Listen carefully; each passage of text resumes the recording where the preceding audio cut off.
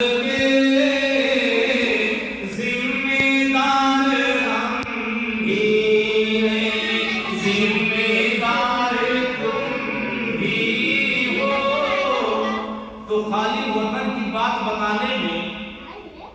مفتی صاحب کی ذمہ داری صرف نہیں ہے بلکہ ہماری اولاد کی ذمہ داری ہے۔ تو ظاہر بات ہے مفتی صاحب کو جب کوئی بات بیان کرنی ہوتی ہے تو مفتی صاحب مطالعہ کرتے ہیں، کتاب مطالعہ کرنے کے بعد نوٹ تحریر کرتے ہیں، مقالہ تیار کرتے ہیں، پھر اس کے بعد آپ کے سامنے بولتے ہیں۔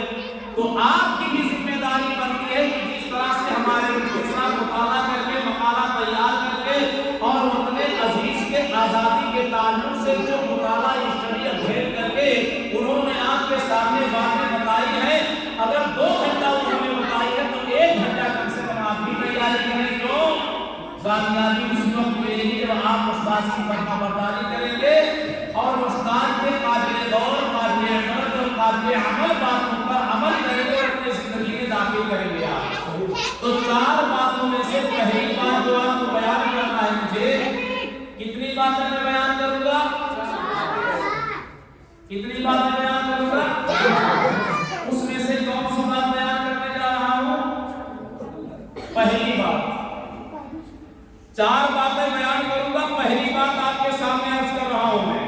پہلی بات کیا ہے آپ کے سامنے کہ یہ 26 جنوری جو آج آپ منا رہے ہو اور تقریباً 12:15 بج رہے ہیں، اللہ تعالیٰ آپ سب کو اس قربانی کو قبول فرمائے۔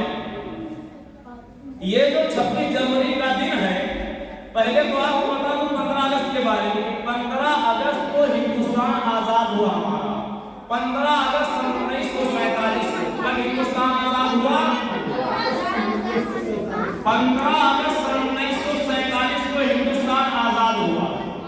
تو ظاہر بات ہے جب انگریزوں سے ہندوستان کو علماء دیوبند نے کوشش و کاوش کر کے، جہاں تک میں نے مطالعہ کیا ہے، تقریباً 150 سالوں تک علماء دیوبند نے اس کے لیے قربانی کیا ہے اور دلی سے لے کر کے لاہور تک کوئی بھی درخت ایسا نہیں تھا جہاں پر کسی دیوبندی عالم کی لاش نہ لٹکی ہوئی ہو۔ درختوں پر کس عالم کی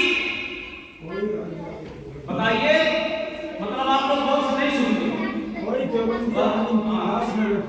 اور سے آپ لوگ سنیے بیٹا، کام کی بات کر رہا ہوں۔